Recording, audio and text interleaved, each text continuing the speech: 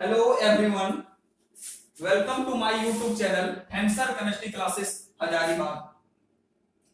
जैसा कि आप लोग जान रहे हैं कि कोविड-19 की परिस्थिति लगातार हमारे झारखंड प्रदेश में बिगड़ती चली जा रही है।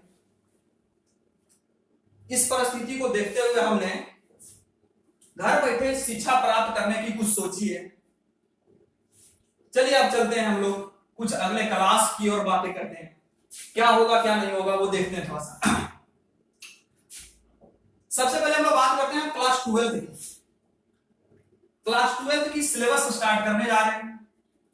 जो स्टूडेंट अभी तक क्लास 12 केमिस्ट्री की ट्यूशन नहीं ज्वाइन कर पाए हैं तो टेंशन नहीं लेना है, एकदम ज्वाइन करें, बेहिचक ज्वाइन करें आंसर केमिस्ट्री क्लासेस हजारीबाग।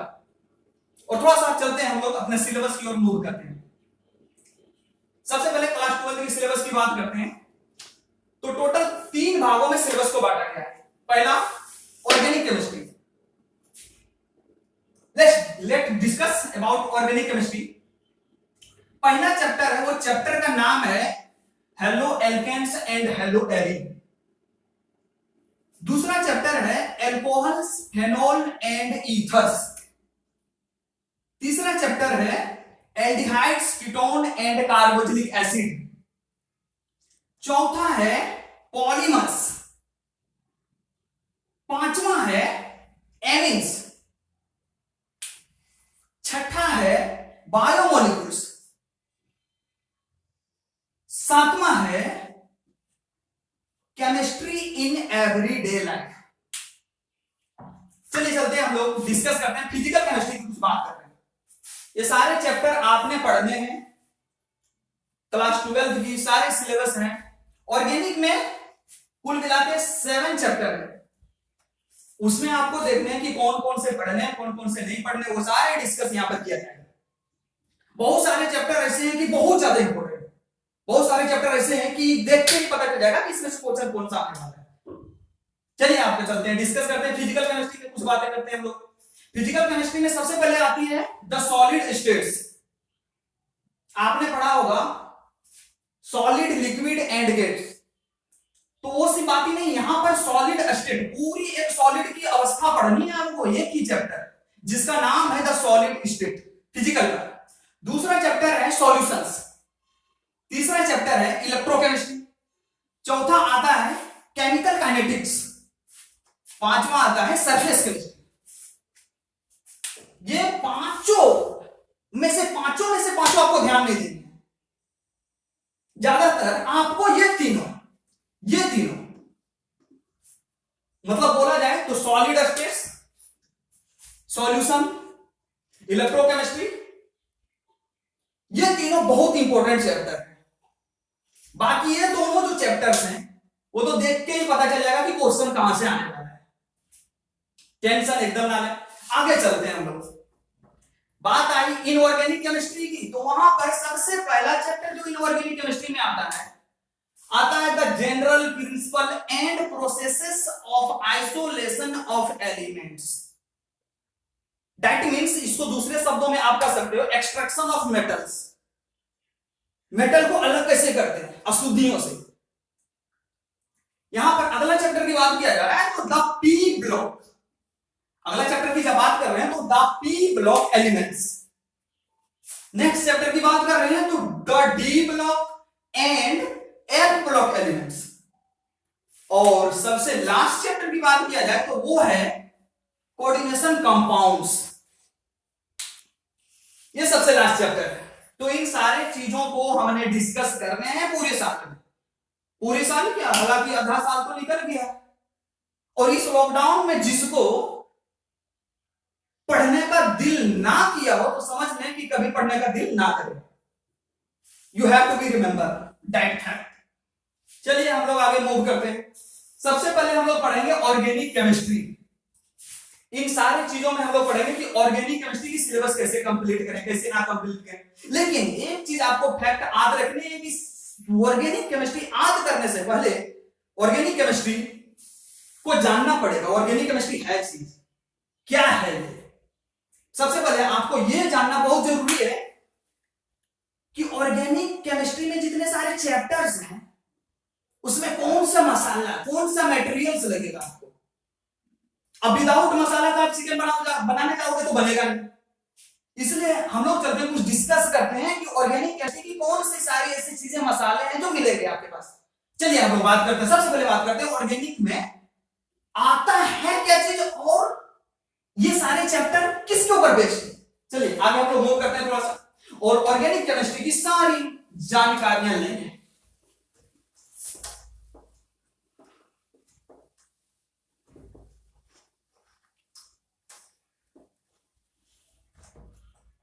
जैसे सबसे पहला चीज आता है आपके पास, ऑर्गेनिक केमिस्ट्री आप पढ़ने जा रहे हो और नॉमिनोक्लेचर अगर नहीं जान रहे हो तो सबसे बड़ा mistake, one of the best mistake of chemistry, सबसे बड़ा मिस्टेक बोला जाता है इसको।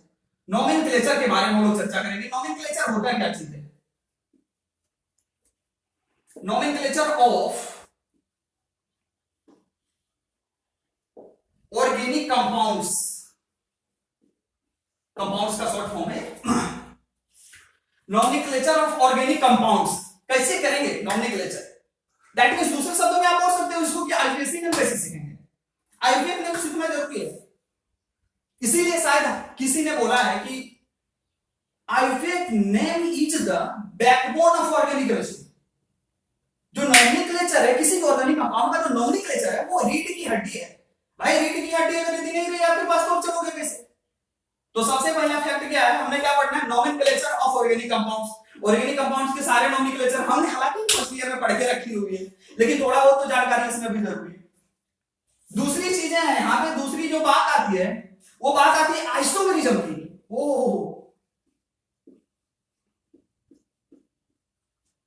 आइसोमेरिज्म बहुत जरूरी है। आइसोमेरिज्म कंपटीशन के फेस से भी बहुत जरूरी है, कंपटीशन के दृष्टिकोण से भी बहुत जरूरी है। तीसरी चीजें अगर यदि बात किया जाए तो है रिएक्शन इंटरमीडिएट्स, लेकिन उससे पहले कुछ और तथ्य। तीसरी चीज है रिएक्शन इंटरमीडिएट्स की बात करते हैं।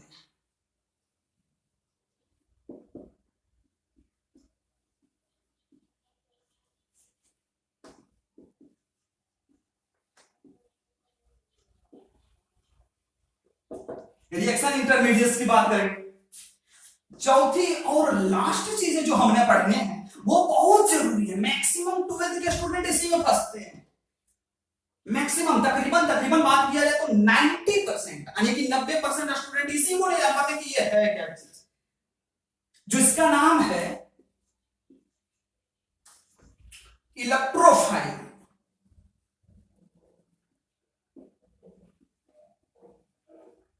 इलेक्ट्रोफाइल, इसको दूसरे शब्दों में इलेक्ट्रोफिलिक बोला जाता है।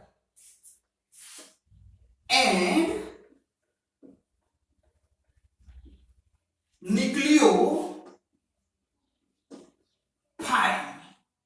इसको दूसरे शब्दों में न्यूक्लियोफिलिक। ये दोनों जो पार्ट है वो रिएजेंट के पार्ट है, ये भी बोला जा सकता है। ये दोनों जो पार्ट है वो रिएजेंट के पार्ट है, रिएजेंट।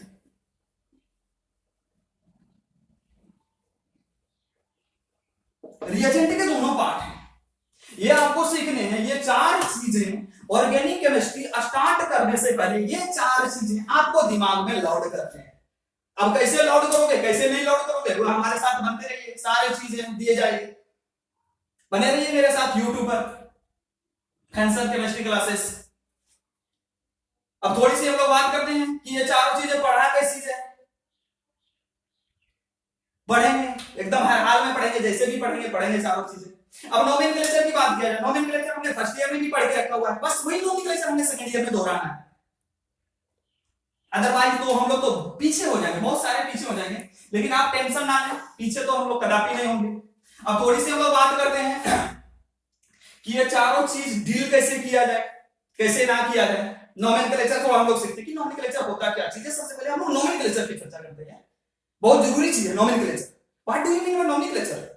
किसी भी चीज का नोमेनक्लेचर चलो छोड़ दो भाई कि हम जो ऑर्गेनिक केमिस्ट्री पढ़ रहे हैं, छोड़ दो यहां पे हम लोग केमिस्ट्री पढ़ रहे हैं।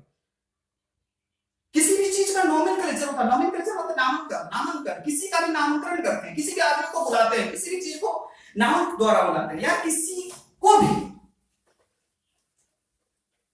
सबसे पहले हम लोग बात करते हैं नोमेनक्लेचर की, जो बहुत जरूरी चीज है। नोमेनक्लेचर होता क्या चीज है, किसी भी ऑर्गेनिक कंपाउंड का नोमेनक्लेचर होता है। ऑर्गेनिक कंपाउंड का छोड़े आप, दुनिया में किसी भी व्यक्ति का एक नेम होता है। अगर यदि हर किसी चीज का नेम ना हो, किसी को दूसरे दूसरे नामों से ना बुलाया तो किसी को, सबको तो एक ही नाम से बुलाएंगे ना। इसीलिए ऑर्गेनिक केमिस्ट्री में भी एक बहुत महत्वपूर्ण चीज है जिसका नाम है नोमेनक्लेचर। बहुत सारे ऑर्गेनिक कंपाउंड आपके बीच में देखने को मिलेगा, लेकिन आपने क्या करना है, इनको नेम से बुलाना है ना, क्योंकि आदमी तो विभिन्न प्रकार के आदमी रहते हैं, लेकिन आपने क्या करना है, इसको नेम से बुलाना। कैसे नेम होगा, क्या होगा, क्या नहीं होगा, आप तो नेम जानते हो। कोई पूछेगा कि आपको नेम क्यों रखा जाता है, ताकि बहुत सारे विभिन्न विभिन्न तरह के वस्तुओं को पहचानने में दिक्कत ना हो, हमारे सामने फेस करने में प्रॉब्लम ना हो। इसीलिए हम लोग को क्या पढ़ना है, अब वही हम लोग यहां पर फैक्ट याद रखेंगे कि ऑर्गेनिक कंपाउंड का नोमेनक्लेचर पढ़ना है, किसी आदमी का नहीं, किसी वस्तु का नहीं, किसी दूसरे चीज का नहीं। हमने क्या किसके बारे में डिस्कस करना है, ऑर्गेनिक कंपाउंड के नेमिंग के बारे में डिस्कस करना है। जो दूसरे शब्दों में हम लोग क्या बोलते हैं, आयुर्वेद नेम। दूसरे शब्दों में क्या बोलते हैं, आयुर्वेद नेम। अब भाई ये बात करते हैं कि आयुर्वेद नेम क्या होती है। बहुत इंपॉर्टेंट चीज होता है कि आयुर्वेद नेम क्या होता है।